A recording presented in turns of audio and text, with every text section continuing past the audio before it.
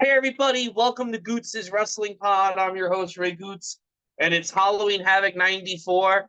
And hey, let me just say this. What an interesting time we have doing this show on this week. And of course, last night was Republican National Convention. And just like we predicted in 2004, and just like we predicted in 1994, Hulk Hogan gave the big speech at the event. Your thoughts on Hulk Hogan talking at the Republican convention? I didn't watch it, but I saw him rip his shirt, and I was like, "Oh my god!" I It did saw him seem going like, I saw the clip of him going, "What you gonna do when Trumpomania runs wild on you?" He rips his shirt, and well, I'm glad he was never my favorite wrestler. I'll say that. like this is my thing with a guy like him and with people. If you're gonna vote for Trump, you're voting for Trump. Like it is what it is, right? I just like it is what it is. I don't get people, and this is where he lost me, because as a Hulkamaniac, I don't get people who go, Trump's my hero. Like, how is that guy your hero? Of all the people in the world, first of all, I don't think any politician should be a hero. Certainly, Bill Clinton was not my hero. Well, Barack Obama, I don't even like that guy. But how do you? I don't know. How do you consider that your hero? You know. Yeah, I And agree. also, you're an old man, and you're saying that. But also, here's the other thing about Hogan. Hogan's an opportunist. When Hogan smells blood in the water, he seizes on it. He's always, he's a worker. A Yes, worker's gonna a worker's gonna work, and I think he thinks that now it's okay to like Trump, and it's okay for him to be the racist Hulkster. So he's letting his real self come out. Hopefully, it pays off for him. I will agree. One thing about Hogan, he is. Forget Randy Orton. I think it was Randy Orton. Hulk Hogan is the ultimate opportunist. Yes, No, that's what they should say about who did they say that before? Which wrestler? Edge. They said about Edge. Edge. Yeah, it's Hogan. Hogan knows a great deal when he sees it. He knows where the money's at. He's hitched his wagon, and you may not like Hogan, but here's the thing about Hogan. Hogan can spot a winner a mile away. That's so Give me I one think second. about it. It's fucking hot. So what were we say about the Hulkster? Hogan can spot a winner, man, and so that kind of scares me because I feel like if he's right, he can Yeah. spot a winner. So I'm a little worried, but Well, listen, I don't want to get into politics here, but I don't like Trump whatsoever. But at the same time, I do kind of feel like Joe Biden needs to be in a nursing home. I don't know if he's capable of doing anything for 4 more years, let alone be the president. So, I mean, if you put a gun to my head, sadly, I think Trump would have to be the president. That's why, the Democrats need to find someone else. And if Biden was less selfish, he would have stepped down already. I don't know. I don't know how you feel about it. I mean, I agree with Biden's politics, but Biden looks like he's about to keel over. I mean, I agree. Listen, I agree with my aunt's politics, but she can barely walk. Should she be the mayor of LA? Biden looks like he wrestled at Halloween Havoc 1974. Before like 1944.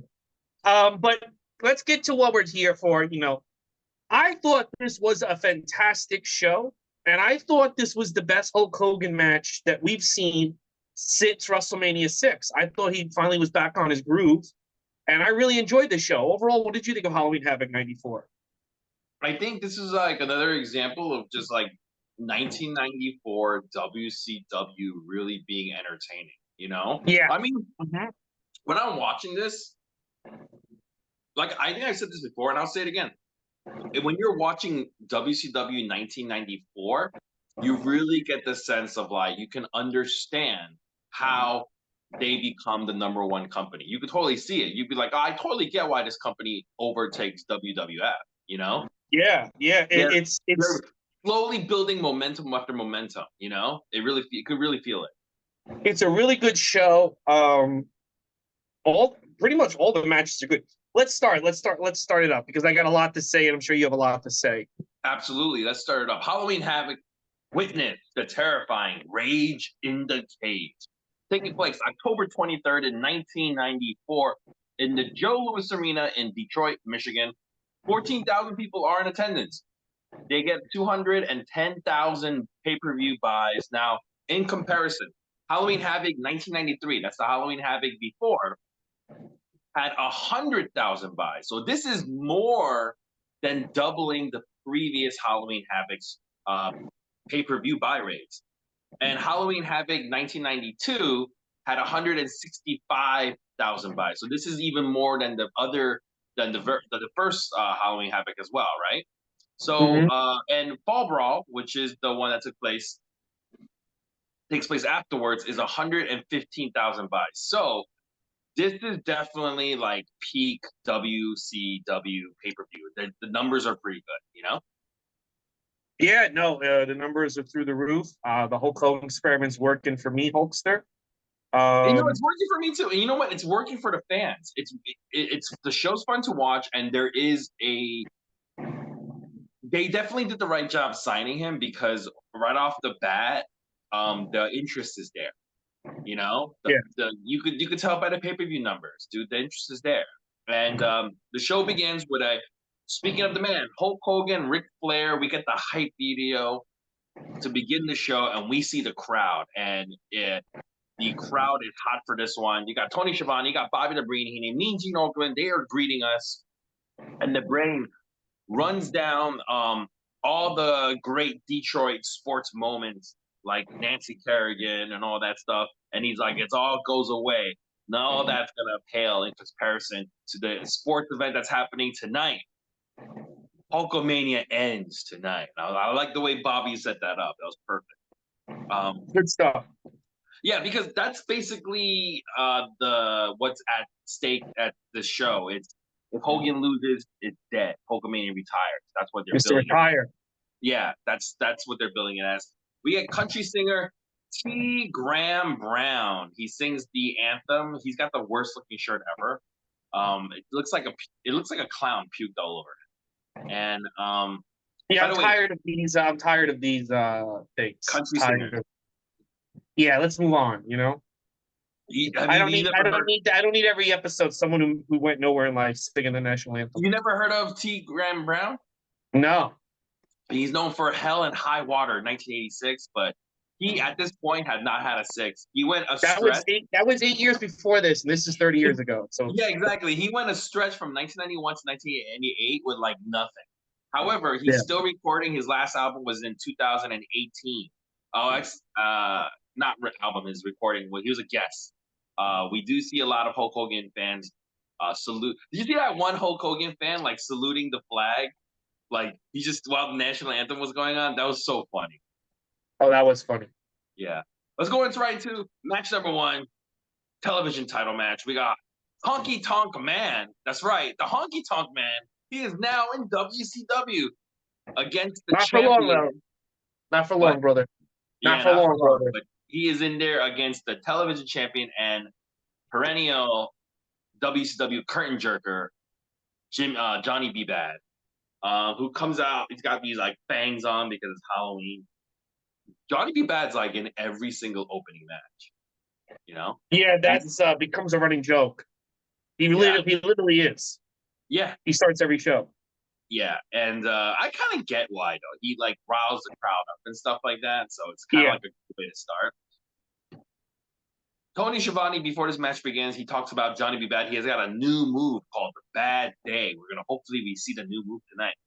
We see Sting with Mike Tenay. He's getting ready for the hotline, and then Johnny B. Bad starts to fight. He takes the fight to Honky Tonk Man until Honky hits a hard back elbow to take control of this match. And but Johnny B. Bad gets out of that shake, rattle, and roll finisher, and he fires back. There's a lady in the front row. She's got this big blonde hair, and you can't miss her. She's just like sitting right in the front, and Bobby the Brain pain and asked if that's Zsa Zsa Gabor. And I was like, dude, I forgot who Zsa Zsa Gabor was. She forgot who she is. She's dead, right? I mean, now she is. She wasn't dead back then. Yeah. She's dead now. Anyways, Johnny B. Bad fires back and he misses his finishing move, the kiss that don't miss. And then they fight some more to a time limit draw. What did you think about this time limit draw opening match? So whenever I listen to Eric Bischoff's podcast, he kind of kowtowed to Hogan, and he continues to. But the one thing that he regretted kowtowing to Hogan and called the guy a waste of money and a waste of time and a big piece of shit is the Honky Tonk Man. He actually fires Honky Tonk Man right after this, Eric Bischoff. He said he was rude, he was untalented. I think Honky Tonk Man didn't want to do a job, and he just fires him. And he calls him an untalented piece of shit. Okay, I watched this match. I thought Honky Tonk Man did a pretty good job. He's one of the other guys that everyone says is a bad worker. And you and I have been watching these shows, and I'm like, oh, yeah, he's a good worker. And I kind of assumed when we got here, because he takes a few years off, that he suddenly fell off a cliff. I don't like it being a time limit draw, but I thought he did a pretty good job. I thought this was a good match. This was a good match until the ending. And right when it ended with a time limit draw, I could tell it was because, like, Honky didn't want to do the job. You can just tell. Well, no, there's a different show where he doesn't want to do a job. That's not this show. Well, I feel like that's probably happened here, too. Then why would it go to a draw? Like, Johnny B. Bad just won the title. They have been doing draws on WCW shows for a while. So, Honky's not bad. I don't say he's not talented. I didn't know that he was a hire because of Hogan. Did not know that. Didn't know they were tight like that. My thing though is like, you could see he's trying. Like, he's not like mailing it in. He's actually really trying. It feels like a different Honky Tonk Man. So for Bischoff to just act like this guy he acts like this guy was some lazy slob who's like, all right, give me my hey Hogan, you're my friend, give me a paycheck. I can tell he's actually trying, and I don't know. Listen, You had worse people you didn't throw out. Fucking Bischoff. You gotta. I don't know. Maybe I think. I don't think he liked the Honky Tonk Man, because the Honky Tonk Man is the type of guy who's unafraid to tell you exactly who the fuck you are. Like, he's not. He's gonna tell you the thing that people say about you. So just say it to your face. Like, we all know you're a fucking retard that Hogan's taking advantage of. And I guarantee you, he's not afraid. He's not afraid to just say it. And I bet you Bischoff holds that against him. Yeah, I mean, so did they really so Hulk Hogan really went to bat for Honky? Like, say, hey, can you hire my friend? I mean, he went to bat for a lot of guys. Look, there's Brutus, there's Mr. T, there's Hacksaw. At the end of the show, we see Earthquake, Hogan, Macho Man comes soon. Hogan's bringing in all these fucking guys. That's crazy. Yeah. Anyways, speaking of Hogan, after this match, we get a recap of the Hogan-Ric Flair feud when there's this unmasked guy and Hogan tries to unmask. There's this masked guy and he tries to unmask the guy, but there's two masked guys. Then we also see a clip where cameras caught Mr. T and Ric Flair seen together at Michael Jordan's restaurant. So very intriguing. They're making this feud like very like interesting. Like, is Mr. T like in cahoots with Ric Flair? I like that. Yeah. We're gonna go to match number 2. It is for the tag titles. We got the tag team champions. Pretty wonderful. Paul Roma and Paul Orndorff. No sunglasses this time because they're not the champions, And I like that. If you're not the champions, you don't wear the shades, You're a business. You gotta earn it, brother. Yeah, and they're gonna be facing the champions, Stars and Stripes. So Stars and Stripes are Bagwell and the Patriot, Del Wilkes. Mr. Wonderful and the Patriot, they start, but it breaks down quickly, and all four are in the ring at the same time. And Orndorff, he starts taking a beating. Then Roma tags in, and Paul, another person who really I changed my opinion on is Paul Roma. He is really good. He's got great ability. I thought you were going to say Paul Orndorff, because Paul Orndorff, my opinion is the same. But yes, Roma is good. But Roma's another guy, like Honky Tonk Man, that'll just call you on your shit. He won't play the game. But the narrative is that he stinks. Everyone always says the narrative of Honky Tonk Man is he stinks too. Mm-hmm. And I disagree. He's really good. He's got great agility. Only thing in this match, though, Bagwell is still faster. He's fastest one out of all of them. He's really fast. Bagwell starts this. What's really funny is he starts a USA chant.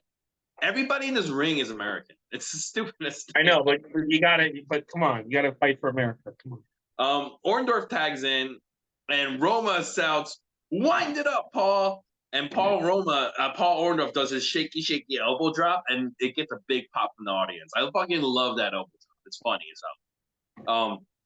Paul Roma hits a high drop kick, but he misses Bagwell, and then but Orndorff doesn't miss a crotch elbow drop, so he get back the control. They're all four in the ring again, and then Stars and Stripes starts getting an advantage, and the referee starts to get the Patriot back in the corner because it's like, dude, you guys all got to get back in your corner. As Bagwell hits his fisherman suplex finisher, but Paul Roma drops a top rope elbow drop for Orndorff to reverse the cover and win. The crowd really enjoyed the title change, meaning like they're behind this pretty wonderful tag team. And you know what? I can't blame them because I like that fucking tag team too. I like Pretty Wonderful is a really good tag team. Would you say Pretty Wonderful is Pretty Wonderful? Yeah, I would say no. I would say actually, yes. Pretty Wonderful is Pretty Wonderful. I agree.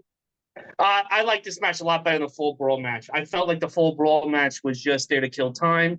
This one felt like these guys had their working boots on. They were trying.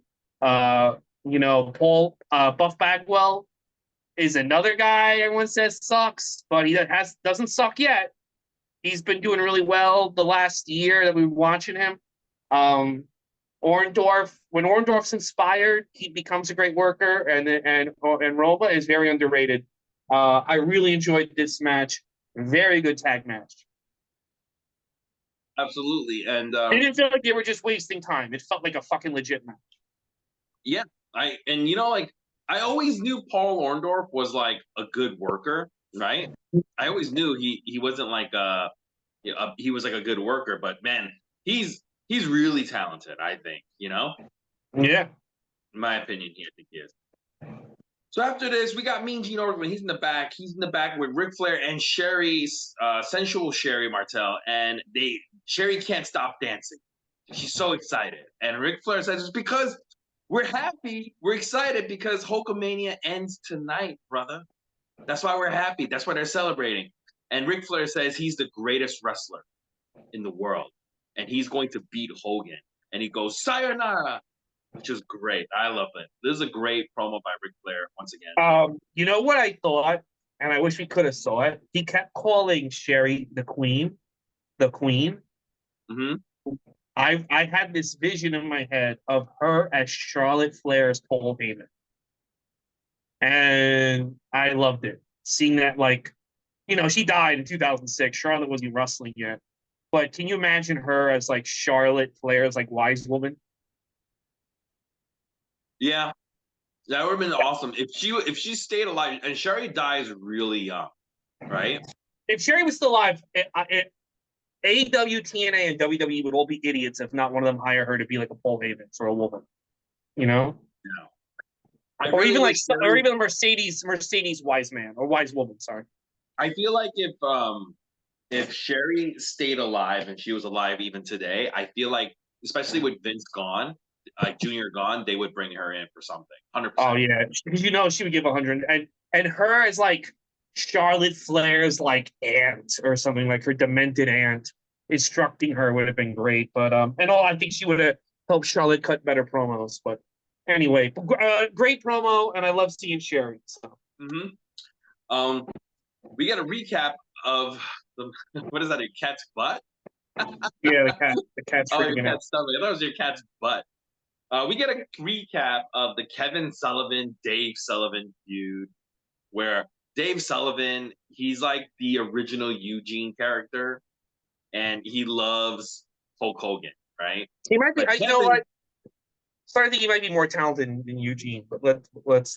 Oh yeah, I mean he plays this role really well. And I just don't like the mentally disabled. Yeah, I don't like it either. Character, yeah, I just don't like that. But anyway, Dave Sullivan, he's a big fan of Hogan, but his brother, his mean older brother Kevin Sullivan, doesn't like that. And there's a moment where they're doing the recap where Hogan They're doing a promo thing with Hogan, and Dave finally snaps and he punches his brother Kevin, which leads up to this feud. Match number 3: Kevin Sullivan versus Dave Sullivan, who has a new theme song called "I Wanna Be a Hulkamaniac." And it's from Hulk Hogan's album. This song is so funny, dude. It's a great song. He's even dressed like Hogan. He's got the whole Hogan gear. So they start fighting before Dave Sullivan even takes off his robe. Kevin just beats on Dave and beats on Dave. Then he gets the Hulk Hogan bandana and he shoves it into Dave's mouth and he starts mocking Hogan. And he starts doing his moves. And then Dave gets mad. He shoves the bandana in Kevin's mouth. And then he starts hitting Hogan's moves on Kevin Sullivan. The only difference is this gets no reaction from the crowd. Nobody gives a fuck. Nobody cares. Kevin acts like he wants to be so after he's taking a beating, Kevin Sullivan starts like waving it off, going like begging off, and he goes like, "Hey, I want to be a Hulkamaniac. I want to be a Hulkamaniac." So he stops Dave from his onslaught of attacks, and then he sucker punches Dave, and then they fight on the outside some more. And as they're fighting, the ref's counting, and Dave kind of gets back in the ring before the count finishes. So Dave Sullivan wins by countout. This was a waste of time. Yeah, I always wonder, because he looks so out of place, why Hogan was okay with Kevin Sullivan being involved in his storylines until the NWO. Like Kevin Sullivan is basically like always in Hogan's storylines, and I gotta think it's a thing of where like Hogan's like, this guy's the booker, I'll just keep him around. But Kevin Sullivan, like, he just looks like he stinks of failure. His look is horrible. Getting these two involved in the Hogan story, if you're not really paying attention to the whole show, if you just see highlights of this, it makes the Hogan saga look really lame. It takes away. Maybe Hogan saw something in Dave Sullivan, but he was wrong. Yeah, this match kind of stunk. It wasn't the worst. It wasn't the worst thing. We've seen worse on WCW shows, but it wasn't. Okay. To be fair, yeah, we've seen worse. This wasn't like.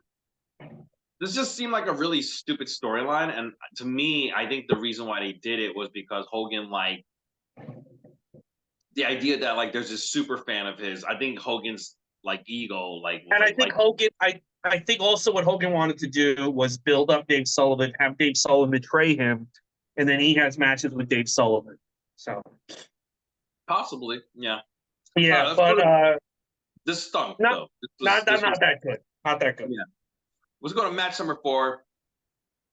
We get a recap of the feud between, Arn Anderson and Dustin, and it's going to be Arn Anderson with Colonel Parker and Meng versus Dustin. We see boxer Thomas, the Hitman Hart. I'm sorry, Thomas Hearns, the Hitman Hearns, in the crowd. And he's going to be, by the way, if you don't know who he is, I had no idea who this guy was. So you don't know who he is?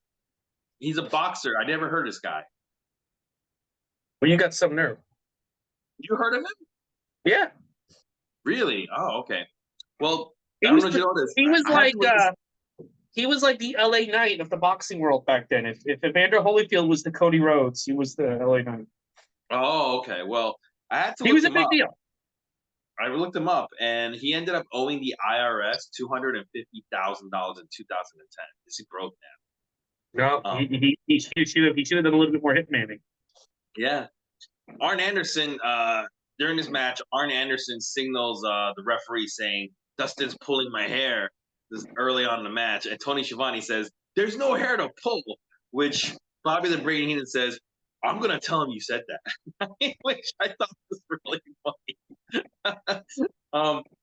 Dustin takes the fight to Arn with some really hard hits. Dustin works on Arn's left arm, but then he does that thing where he like runs the rope and then he tries to do a flying crossbody, but Arn ducks. So Dustin goes flying over the top rope to the floor. It's a hard bump. That's a crazy bump that Dustin used to do. Back in the ring, you hear Dustin say, shit, like really loud in front of the cameras after Arn grates his face on the ropes, and Dustin tries to return the favor by grating his face in the rope. Then they both go down in a double clothesline.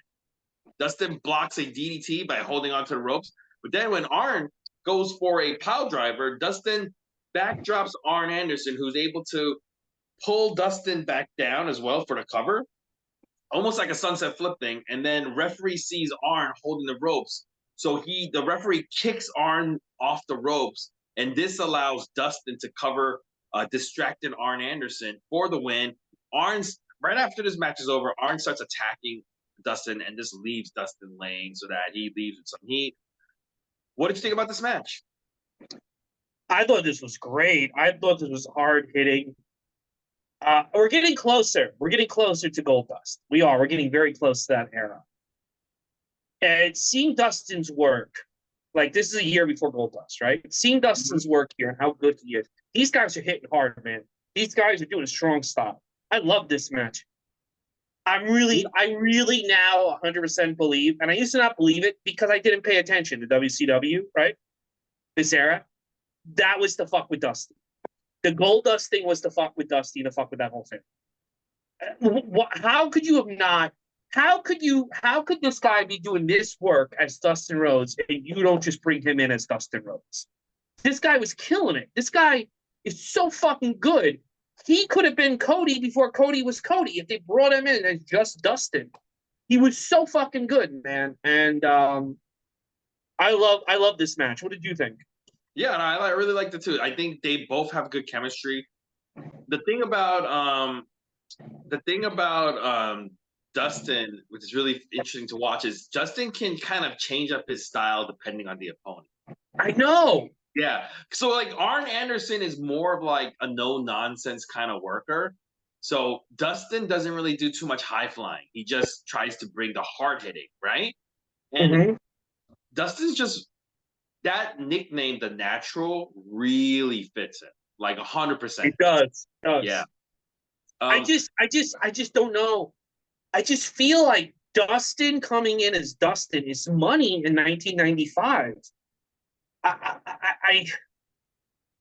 The more I watch, I'm starting to get really. I'm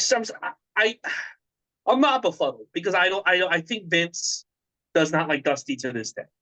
I think Vince wants to fuck with Dusty any chance he gets, and I think the only reason why Cody got the W he got was because Vince got pushed out.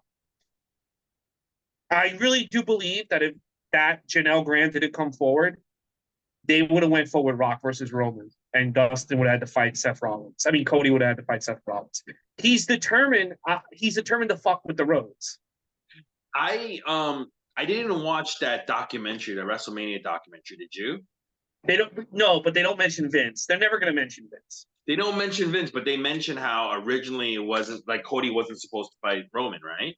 Yes, that was originally the plan. Was Cody? I don't know why they booked Cody to win the Rumble, and I think they booked Cody to win the Rumble because Vince is still fucking with his family. Cody wins the Rumble, but Punk takes on Seth and Rock takes on Roman, and they were going to do an injury angle to take out Cody for a while. That's the stupidest thing I ever heard. That's Vince. I'm telling you, that's Vince. And I'm sure Vince thought, well, we're going to give them Punk winning the belt so they won't complain about Cody because I'm less angry. I don't have a grudge against CM Punk's father. So let's give him the belt. We can humiliate him later. We can bring in Jack Perry and throw him through glass later. But I'm still because, man, I don't see why you would pick this guy to be Goldust.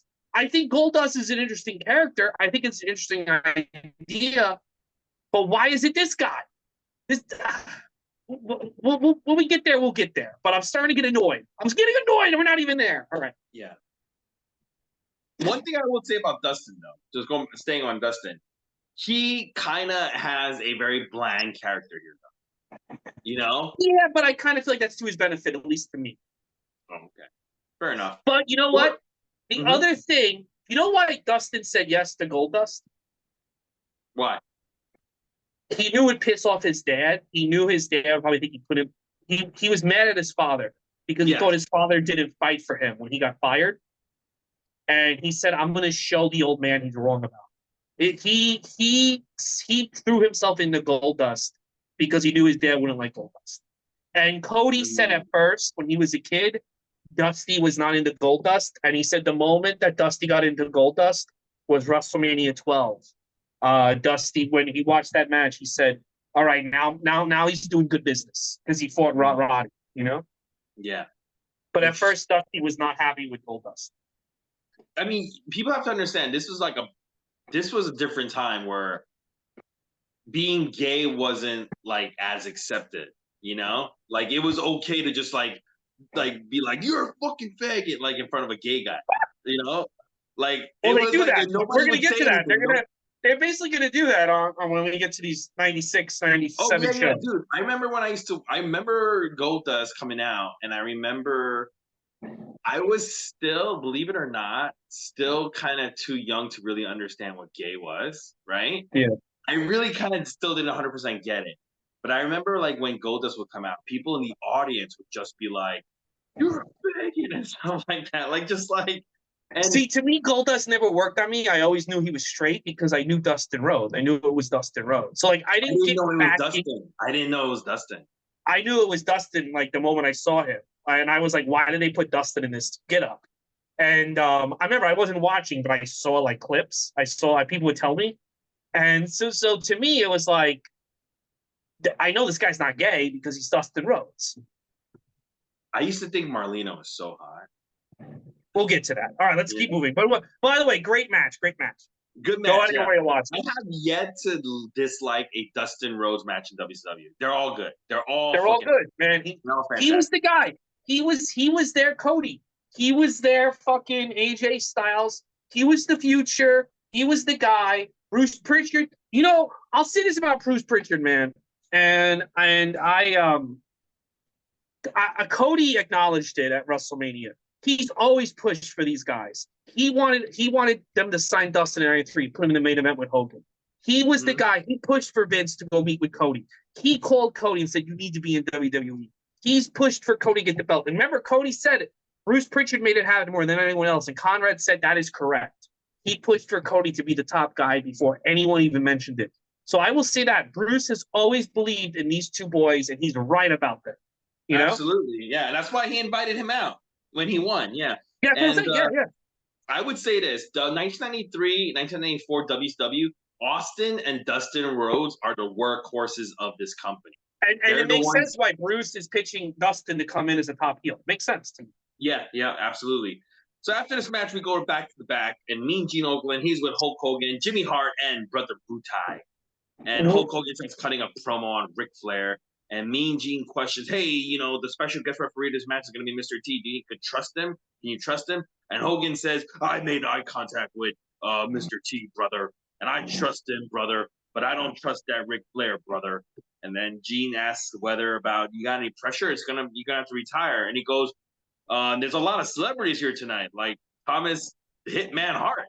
And Hulk Hogan's like, "Brother, first off, it's Thomas the Hitman Hearns, brother. And brother, I don't care about no celebrities, and I'm not retiring, brother. It's gonna be Ric Flair, brother, because what you're gonna do when Trumpomania runs wild on you, brother." And everyone got confused. We're gonna go to match number 5 for the U.S. title. We got Steve Austin versus the guy who beat him for the title,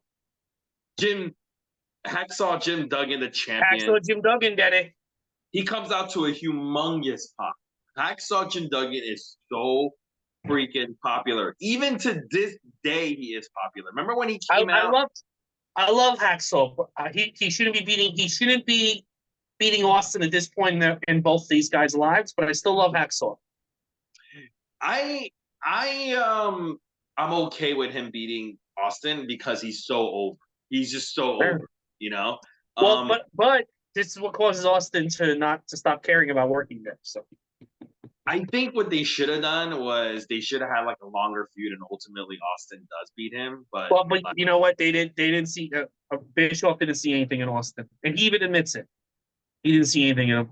That's crazy. That shows me how little Eric Bischoff knows of wrestling.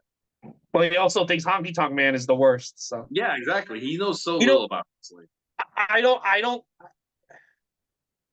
When people tell me, you know, today on Twitter, people are saying that actually Hogan sucked as a wrestler, and I'm like this. I don't like Hogan. I thought Hogan looked pathetic last night, right? I think Hogan is kind of an idiot. And he's probably not a good person. In fact, he's probably a horrible person, right? Mm-hmm. However, if you tell me Hogan is not a good worker, you don't know what the fuck you're talking about. And the same thing applies for Brutus Beefcake, because Bischoff will go on how Bruce Beefcake is not a great worker, but he knows what he's doing. Like, you tell me these guys have no talent, you don't know what you're talking about. Do you I really agree. think if these guys had zero talent, they would be over to the level that they're over to this day? I agree. I agree. Anyways, going back to this match, Jim Duggan, he gets the crowd loves him, but Austin doesn't because he gets attacked by Austin as soon as he enters the ring. Austin's all over this guy, just beating him, beating him. He's mocking Jim Duggan's hose, and he's just beating on him. But Duggan starts firing back with his own hits and his own hose. And Austin, by the way, he has the words "U.S. Champ" written on his ass. This is like when Austin's wearing trunks that has like sayings on the back. I'm not a big fan of that stuff. Thank God he got rid of that. Yeah. He starts working on Duggan's left leg, and then Tony Schiavone says when he's on the mat, says that when they're on the mat, Duggan is at a disadvantage, you know? And Bobby the Brain Heenan counters that, and he says he's also at a disadvantage when you get You the what? Sorry. So, Tony Schiavone says Duggan's at a disadvantage when you get him on the mat, and Bobby the Brain Heenan says he's also at a disadvantage when you give him a pencil and a paper. That's pretty funny. That's so funny to me. Austin takes a beating from Duggan, so he starts begging off to the referee, and while he's begging off and the referee's not looking, he low blows Jim Duggan, and then Austin starts regaining control, but he misses a splash, and then Jim Duggan starts firing back, and as he goes for his 3-point stance, Austin body drops him over the top rope for a DQ. So Jim Duggan wins by DQ, which I actually do like. I'm like, yeah, Austin was the heel way. He wins, he took the heel way out. He just fucking threw this guy over the top rope. Austin keeps attacking Jim Duggan after the match, but Jim Duggan gets his 2x4, which gets a huge pop, and he scares Austin away. I like this. What do you call it? I like this match, and I wish they had kept going. The feud. I could see more money in this feud. I didn't really like it. It was one of the matches I wasn't too into. This is kind of it for Austin. I think he becomes a jobber for a little bit, then leaves for ECW, and then goes to WWF and changes the world. But yeah, it was what it was. I just get annoyed that like they had gold and they let it slip through their fingers. Absolutely. All because of Bischoff. He's an idiot.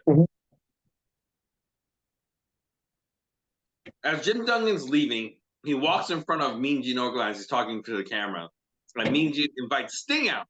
And Sting comes on a suit and he says, I'm going to sit ringside. I'm going to get a good look at the man who will be leading wrestling into the 90s. And I'm like, it's October 1994. What the fuck are you talking about into the 90s, Sting? It's like we're already like 4 years into the 1990s, Stupid. I know. Stupid.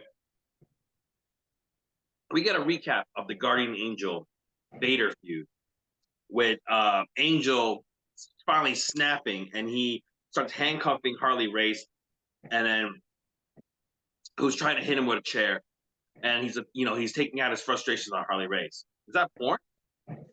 What? No, that's Madam Web, baby. Oh God. Oh dear Lord. I buy all these movies. Yeah. We're gonna go to match number 6. It is Guardian Angel versus Vader. We get these Guardian Angels coming out to escort the Guardian Angel, and Vader comes out with Harley Race. And Vader is already doing this hand posing. I love this. I used to love this as a kid. Oh, these little hand pose, the Vader. Yeah, the V's, the Vader V's, and then he would start doing the dancing and stuff. I fucking love it. Sting starts whispering to Muhammad Ali, who's sitting next to him. Looks like Muhammad Ali is sleeping. And then Vader gets in front of him, and he starts taunting both of them. and behind Ali and Sting, there's somebody holds up a sign that says Vader rules. I like that. Harley gets in the ring first, and then Guardian Angel starts beating on him, and Vader is just watching this. He's not in any hurry to help his manager. And then when he gets thrown out, Vader just like looks at the ref like, and he's just like, "Come on, ref, you're gonna allow that to happen." Sometimes it's really funny. Vader just like, "Come on, referee, like what's going on?" Bobby the Brain Heenan says the reason why this happened was because Doug Dillinger, the head of security, was not allowed to be at this match, and we got Guardian Angels instead, and that's why Harley Race was able to get beat up, and there's no repercussions. That's unfair. But anyways, the match begins anyway. Guardian Angel, he starts with some slaps on Vader, and Vader responds with some like real punches to the face. Like it was insane. Guardian slapped him a bunch of that, and he just like really just like solid punches him in the face. Like it's insane how Vader is like. Vader just fights for real. Yeah. There's nothing on Vader that's like, this is a work, brother. It's fun to watch, but I would have hated working with him. I would have hated it. I agree. I don't know how people work with this guy. Like Sting, like worked with it with like no complaints. I don't know how. I would have been like. So remember someone posted on Twitter this week.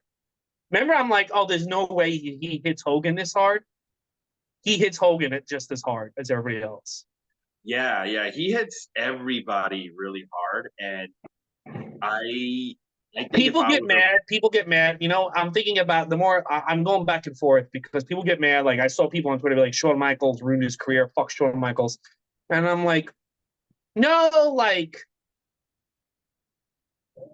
Hogan and Boss Man and shouldn't be getting hit for real. You're not supposed to hit people for real. So I kind of think I'm on Shawn's side.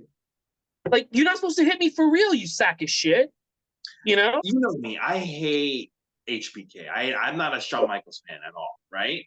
And I used to think that about Vader too. I used to think that Shawn Michaels ruined Vader because he kicked him in the face for real in this match and everything. But the more I watch this, I'm like, I think I would have behaved just like Shawn Michaels.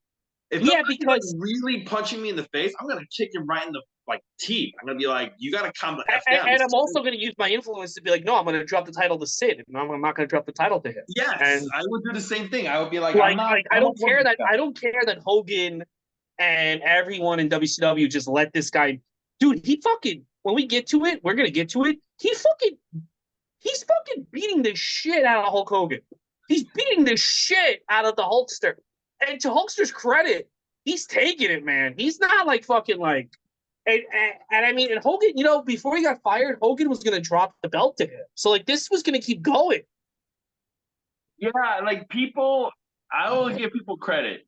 Everybody who wrestles him so far, they just take it. Like Guardian Angel, he just legit just started getting punched in the face, and he took it and he sold it. Like he was getting like legit punched. Like, and listen, I'm enjoying all these Vader matches. By the way, all these matches with Guardian Angels have been shockingly good. Yes. I'm enjoying all this, but at the same time, if you're like a fan, like, oh, it's so great how Vader would just hit people for real. It's like, I don't know if you really like wrestling. Like, he's not really supposed to be doing this. It's funny, and the fact that they're working with it is okay. But like, if everyone did this, there would be like everyone would have been retired in 5 years. Yeah, no, you're right. This is absolutely weird. Anyways, after Harley Race gets back in the ring and he gets attacked by Guardian Angel, and then Guardian Angel slams Vader on top of Harley Race, which gets a lot of cheers from the crowd.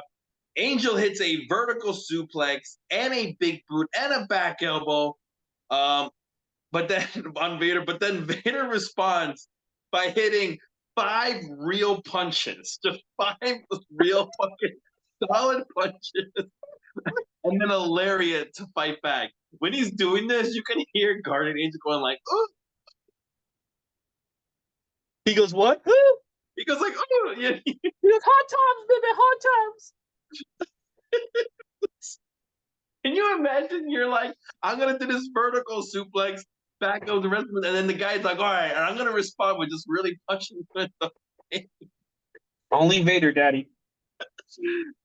Angel bounces back with a headbutt though, and an enziguri. He's a Big Boss Man was a talented wrestler.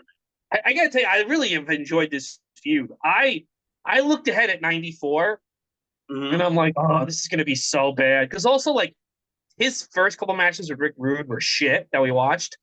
But I'm just starting to think Rick Rude stopped giving a fuck because everything with Vader has been great. Even though he's lost every match, I've enjoyed every match. Yeah, that's the thing. That's the thing about this. It's like a one-sided feud. Boss Man, Angel keeps losing, but every single time they face off, it's still a fight. Like it's like a real fight.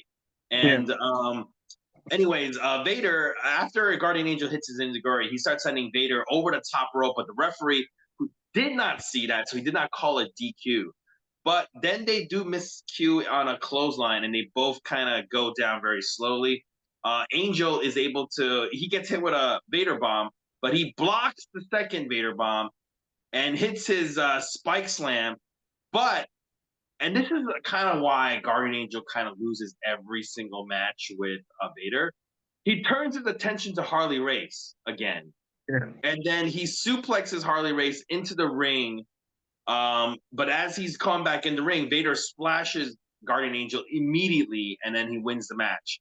So Vader wins once again. This is another fun matchup that these guys, all these matches that they're having, they're just like regular singles matches. They're all fun, you know? Yeah, this was really fun. I enjoyed this. I had a good time. I would say to people, watch all the Boss Man. I refuse to call the Guardian Angel. Watch all the Boss Man Vader matches you can. They're really good. Yeah.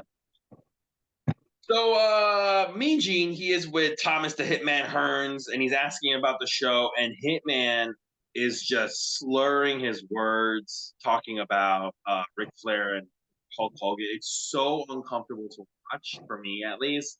This guy clearly has CTE. He has got severe brain damage, and it's bad. I heard the rumor was he wasn't feeling Uzi. I felt so bad for him. He was just like, I was like, oh my god. They're like, they were like, how are you feeling? Are you feeling Uzi? I'm not feeling Uzi. All right. They kept the interview short, thank God. I think they realized it was like, oh shit, this guy, like, it's not fun to listen to him talk, you know? Yeah. We get a recap of the Nasty Boys and the Rhodes versus the Meng and the Stud Stable, with the Stable and Meng attacking the Nasty Boys backstage after the last pay-per-view. I don't know if you remember, the last pay-per-view, they ended with saying Meng is causing a scene, but they never got video footage of it. We finally see it here. They were just attacking the Nasty Boys and the Rhodes afterwards. Nasties, however, returned the favor on a WCW Saturday night. They returned the favor to Terry Funk and Bunkhouse Buck, but they were like, and we want Meng as well. So we're gonna go to match number 7. Bunkhouse Buck, Terry Funk with Colonel Rob Parker and Meng versus the Nasty Boys, who come out with a jack-o'-lantern pumpkin and come out with Beavis and Butthead masks for some reason. Because it's the 90s, that's why. What? It's the 90s, that's why. I guess so, yeah. I mean, but you wouldn't really see that now. You're not gonna see, like, dude, Beavis and Butthead were like, you know, like the biggest cartoon right now, I think, is Smiling Friends. It's not even as big as Beavis and Butthead. It was another level, Beavis and Butthead. Yeah, Beavis and Butthead was really on another level. Actually, I'm cleaning out my place, right? Because I'm getting ready to move. I found my old Beavis and Butthead. Yeah, Beavis and Butthead in '94 was like, it's just different. It's just different. Yeah, I'm never There's no cartoon that's as big as that. Yeah, I'm never throwing away that Beavis and Butthead. Never. I'm never throwing. I love those guys. Yeah, I love them too. So all 4 of these guys, they start fighting right away from Jump Street. And Funk and Buck, they even start fighting each other like fools for some reason. The Nasty Boys, they take turns beating on Funk, with Jerry Sags rubbing his ass on Terry Funk's face, and then also give him the pit stop and elbow. You got to give Terry Funk credit. This old man who's like a legend in the business already at this point, he's still willing to take these like crazy like moves, like these embarrassing moves, basically like a stink face and a pit stop, right? Yeah. Terry Funk is really, really, like, I didn't appreciate him while he was around. I realized that. No, he's fucking great. Yeah, Terry Funk's busted, by the way. His lips bleeding. And this, I guess, angers him. He starts smashing a guitar into his own head. Yeah, not guitar. He takes a chair and he starts smashing it into his own head 9 times. And he's doing this in front of Sting, and Sting starts smiling because I could tell Sting's trying not to laugh. And Yeah. I was thinking, I wonder if Terry Funk did this to try to pop Sting because he does it right in front of Sting. So Oh, I funny. wouldn't be surprised. Yeah. Um, Bunkhouse Buck starts choking Sags with the rope, and then he gets a short-lived comeback, but Knobs tags in, and Buck distracts the referee for Terry Funk to hold up Knobs for Meng, who tries to go and punch him, but he hits Terry Funk instead, and then Sags pile drives Terry Funk onto a pumpkin for the win. This was kind of fun. Yeah, I like this match a lot. You know what? So this is the thing with AEW, and this is the thing. Everyone. Did you watch that 60-minute match? I did not. Okay. This is the thing about WCW, I think, which is what made it work so well. Every month, it starts off at Spring Stampede with Dustin and Bunkhouse Buck, right? Yeah. And then every month they add another layer to this feud. They add Terry Funk at Slamboree. They add Arn Anderson at Bash at the Beach. They add Dusty and the Nasty Boys. And now they're at the Halloween Havoc and they have two matches to do. And like, it's like I'm more excited to see Terry Funk and Bunkhouse Bunk versus Nasty Boys than I am Will Ospreay and MJF, because it's like you're really telling like a real story and you're getting 4 pay-per-views out of it. No, I'm sorry, 1, 2, 4, 5 pay-per-views out of it, and you're also getting most of the year out of it. And that's the difference, man. And the thing about it is that these guys don't have to go 60 minutes and fucking kill each other for an half-empty building. It's about telling. You keep adding to the feud. Is basically what's Yeah, happening. and you keep getting evolving everyone feud. over. And AEW doesn't know how to do that. Just doesn't know how to do that. But Tony Khan's not, and I don't know. Tony Khan doesn't know how to do that. Tony Khan doesn't know how to do that. That's why. It's like you could probably do something like this very similar with Ospreay and MJF and whoever else you want to bring in. Just he doesn't know how to do it. He doesn't know. He's not from the wrestling business. You know? So he doesn't. What's sadder is he know doesn't even want to learn how to do it. Yeah, he didn't know how to do. He doesn't know how to do it. It'll be like if I just started running a wrestling. It's just I'm not going to know how to do it. That's just how it is. Hey, bro. Mean Gene Okerlund, he is with the WCW president, Bill Shaw, who presents Muhammad Ali with a check for his future foundation. And we get senior vice president, Eric Bischoff, who's also in the ring, and he gives Ali a plaque as well.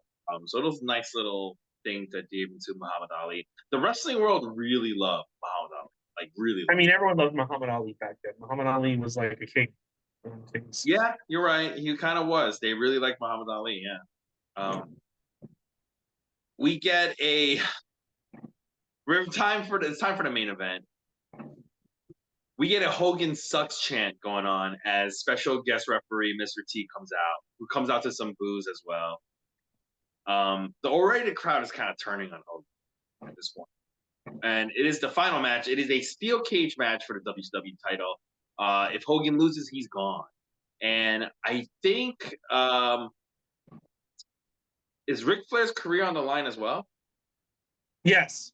Yeah. Whoever so loses has to retire. On the line. What? Whoever loses this match has to retire. Yes, whoever loses this match has to retire. We get Ric Flair coming out with Sherry versus the champion Hulk Hogan, who comes out with Jimmy Hart and Brother Brutai. Mr. T and Hulk Hogan, they kind of get face off before this match begins, and they get some words in on each other. Then Hogan starts beating on Rick, and he takes off his bandana and he shoves it in Rick's mouth until until Mr. T shoves Hulk Hogan off.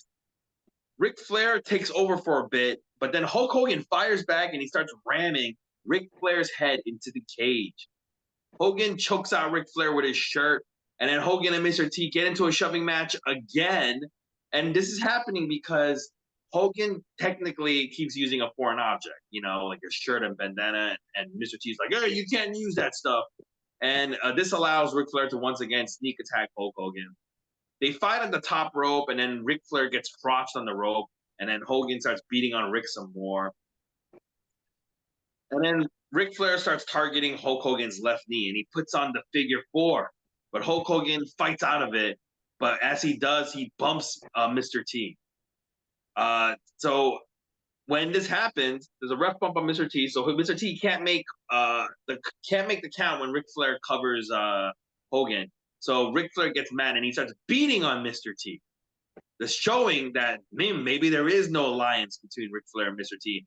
Then, while this is happening, Sherry starts climbing the cage. And as she's climbing the cage on the outside, Jimmy Hart pantses her, which gets a huge pop from the audience. And then Sherry drops down and she knocks out Jimmy Hart. And she climbs the cage again, but this time Sting stops her. But then the Masked Man comes out and he beats on Sting and Jimmy Hart with a bat. Anything you want to add up to this point? No, I'm really enjoying the match so far. I'm enjoying it, but I don't like the fact we saw this in their previous match. There's a little bit too much Gaga, but before the Gaga, Hogan he's really working. Yeah, like there's too much Gaga, but not only that, I don't like how even in the previous match, Hogan does like 70% of the offense. It's like, can you do like like they keep building it as it's like a once in a lifetime, it's a dream match, Hogan versus Ric Flair, and like if it's such a dream match, why is it so lopsided? When they face off. I don't like that. I just don't like that. I think that makes it seem like this is not a big opponent, Wouldn't you agree? At this point, it's like 70% Hogan. It's like in Ric Flair just I kind of thought it was a little bit more balanced than Bash at the Beach, but okay, that's fair enough. Maybe it's just me. And maybe if you're listening to this, check out the match and let us know in your comments what you think. But returning to this match, now that the Masked Man has attacked Sting, and Sherry, and Jimmy Hart, Sherry climbs back up to the cage. She goes up to the top of the cage, and she jumps off the top of the cage. This was amazing. And she jumps off and she hits Hogan, and then they cuff Mr. T, who now can't make the count at all because he's handcuffed to the cage or ropes. And then Hulk Hogan starts taking a beating. But Hogan no-sells his beating at all, and he clotheslines both Ric Flair and Sherry Martel. And he even beats on Sherry Martel a bunch. And then Hogan drops the leg, and Mr. T just kind of like gets out, and he just starts making the count for Hulk Hogan to win. So that's it. That's how Hulk Hogan wins. It's just out of nowhere. Anything you want to add before I get to the ending? No, I really liked the match. I thought it was a really good match. I thought Hogan had his working boots on. It was my favorite Hogan match since the 1990 WrestleMania 6.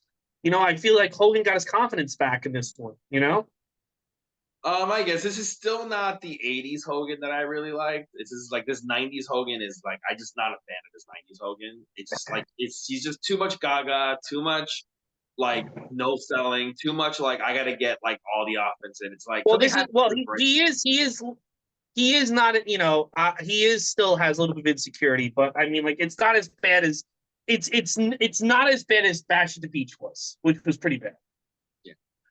So after this match, Hogan starts doing his pose down when the Masked Man returns, and instead of just hitting Hogan from behind, he just waits. He just waits for Hogan to turn around, and then he tries to attack him. But Hogan is able, because now he sees him, he stops him, and then he unmasks him, and the Masked Man is Brother Brutai. Then Kevin Sullivan comes in, and then Avalanche, the former Earthquake from WWF, comes in, and they both attack Hogan. Sting returns, and he crossbodies both those guys, and he saves Hulk Hogan for the show to end. Crazy ending. I like that they revealed that Brother Brutai is the guy who was the Masked Man. He betrayed Hogan, but I wish that actually had something to do with the match, but it didn't. It just was after the match. I also kind of wish, that he unmasked Brother Brutai. Brother Brutai is already backing up like an idiot. Yeah. I also think kind of really downplay the debut of Earthquake, which to me is a big deal. And the way they do it, it's almost like, who cares about this fucking guy? You know what I mean? Exactly. Yeah. It's like that should be a huge deal because that was, to me back then, that's one of Hogan's greatest enemies. Yeah, And they really did too much at the end. They did it. There's just too much. They could have spaced this all out. It was just too much. yeah, I would have had just Brudai and Kevin Sullivan beat him up, and then I would have done at the next TV taping have Earthquake come up. Yeah, or something like that. Absolutely. Maybe you do at the end of this match. Um, Hogan is able to like Brother Brudai attacks him from behind, but Hogan unmasks him and sees that it's his best friend, Brother Brudai. So he's distraught, and this allows Kevin Sullivan to attack him. They beat Hogan down to end the show, so that the next pay per view it's some kind of match, a tag match. Yeah. And when Hogan beats Kevin Sullivan and Brother Brudai, all of a sudden at the end of that pay per view, he gets attacked from behind from Avalanche, and that's how the pay per view ends to lead to the next one. It's easy booking. I don't know why they didn't fucking just do that. Yeah, you know what, bro? You know what this is like? This is like at the end of WrestleMania 40, Jacob Fatu and Guerrero's Destiny attack Cody Rhodes all at once. Yeah, it's all like the way the Bloodline they did it. They spaced everyone out, right? Yeah. Like they didn't bring Jake. They had Jacob Fatu was hired a long time ago. He didn't debut until just recently, right? Mm-hmm. And you need to let everything marinate. Like, oh, Solo Sokoa is now in charge. Let that marinate a week or two. Then you bring in Tamatanga. You let that marinate for a week or two. Then you bring in the other one. You let that marinate for a week or two. Then you bring in bring them in all at once. Dude. Yeah, it's stupid. It's just like the only thing that's saving it is that it's exciting because you see so many people, but it's a little too much, you know? Yeah, I agree. But hey, Brother Brudai. Still better than the pay-per-views you're watching in WCW from like the 80s, 100%. Yeah, all in all, I'll say it was a really good show. I had a good time with it. WCW is just in this era. WCW is smoking the WWE, brother. Yeah, I agree. I will agree. It's just the way it is. All right, next week, and I think this show is just as important in the evolution of WCW as anything with the Hulkster. Is AAA When Worlds Collide, which was produced by WCW. I think this is the show where Bischoff got the idea for putting such an emphasis in the cruiserweight division. And say what you want about Eric Bischoff, but once he leaves, the cruiserweight division is never the same again. They're still giving them ample time up until when he leaves, up until the summer of '99, you know? Mm-hmm. But I think this is where he gets the idea. And the main event of that is Conan versus somebody. But Eddie Guerrero's on the show. Okay, whatever. Eddie Guerrero's on the show. Rey Mysterio. This is the blueprint for it. This shapes wrestling for like the next 10 to 15 years in North America. So it does. That's gonna be fun. Does. Yeah. Then in 2 weeks we have Survivor Series '94. Main event there is Yokozuna versus Undertaker. In 3 weeks, Starrcade '94. Brutus the Butcher Beefcake. Well, they just call him the Butcher. They don't. Versus Hulk Hogan. And then finally, well, not finally, there's way more after that, but in 4 weeks, it's Royal Rumble '95. And we have Bret Hart versus Diesel. What are you looking forward to? Royal Rumble. I love the Royal Rumble. What about you? AAA and Starrcade. A lot of people say Starrcade '94 is the worst Starrcade. I refuse to believe that because we have seen some horrible Starrcades. And some of the matches on this show sound intriguing. Hacksaw Jim Duggan takes on Vader, and Sting takes on Avalanche. Those two matches sound very. I would say the first Starrcade was the worst Starrcade I've ever seen. No, Starrcade '91 is the worst one by far. Possibly, yeah. A lot of Starrcades are really bad. They're really bad. Starrcade '92 is one of the worst Ric Flair matches I've ever seen. I with those three matches, which are Sting versus, and they debuted a Macho Man too. That's the other thing that happened in Starrcade '94. But if he doesn't wrestle, but he comes out. But those three matches, Sting, Avalanche, Hacksaw, Vader, I refuse to think their show's going to be bad. So I'm actually excited to see it. And I'm also excited to see AAA When Worlds Collide because I think it's a very important show, one that I've never seen. I did see the Rey Mysterio match from it. It was on actually one of the WWE DVDs, and it was great. He's in a 6-man Rey Mysterio. So it should be an interesting show to watch. Yeah, absolutely. Okay, guys, that's the podcast. Please subscribe. Please comment. Ray Goots Comedy on TikTok. Andrew Son of Lee on Instagram. And we'll see you next week. We're going to go, baby, to AAA and WCW. It's Worlds Collide. We'll see you then. Bye.